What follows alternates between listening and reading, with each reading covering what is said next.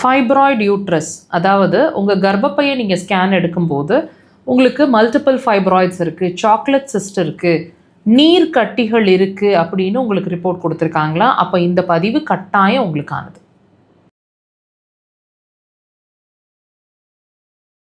குழந்தை பேறு காலம் முடிஞ்சிருச்சு, அதனால் இந்த கட்டிகளோட கர்ப்பப்பையை ரிமூவ் பண்ண சொல்லியிருக்கிறாங்க, இல்லைனா இந்த கட்டிகள்னால பிரச்சனை வரும்னு சொல்லியிருக்கிறாங்க, அல்லது கட்டிகளை ரிமூவ் பண்ணணும்னு சொல்லியிருக்கிறாங்க.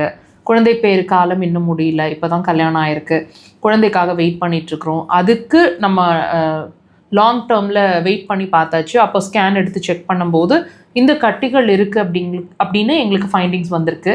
இதை இந்த கட்டிகளை ரிமூவ் பண்ணலாம் அப்படின்னு சொல்லியிருக்கிறாங்க, சஜஸ்ட் பண்ணியிருக்கிறாங்க. எங்களுக்கு இது யோசனையாக இருக்குது.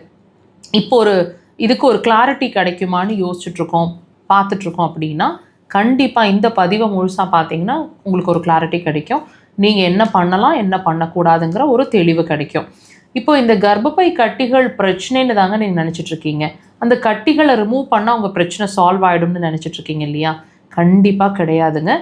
ஒன்று, உங்கள் கர்ப்பப்பையை எடுக்கிறதுங்கிறது நல்லதா இல்லையாங்கிறத நீங்கள் முடிவு பண்ணிக்கிங்க. ஒரு ஆர்கனை ரிமூவ் பண்ணுறது நல்லதா தேவையா இல்லையா அப்படிங்கிறது, அதுக்கான சைடு எஃபெக்ட்ஸ் ஏதாவது வருமாங்கிறதையும் நீங்கள் யோசித்து முடிவு பண்ணுங்கள். உங்ககிட்ட இந்த சாய்ஸை விடுறோம்.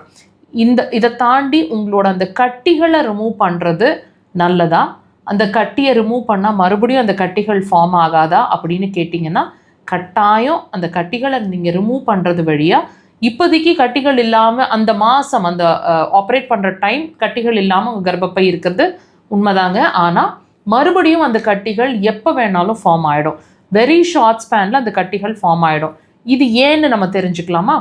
நல்லா புரிஞ்சுக்கோங்க. ஒரு பிரச்சனை அந்த இடத்துல வருது, ஒரு கட்டியாவோ ஒரு கல்லாவோ, உதாரணத்துக்கு kidney stone, gall bladder stone, இப்போ இந்த யூட்ரஸில் ஏற்பட்டிருக்கக்கூடிய கட்டிகள் எதுவாக இருந்தாலும் அந்த இடத்துல பிரச்சனைன்னு நம்ம பார்க்கறது அந்த இடத்துல அந்த கட்டியவோ அந்த கல்லவோ அந்த வீக்கத்தையோ தானே நம்ம பார்க்குறோம்.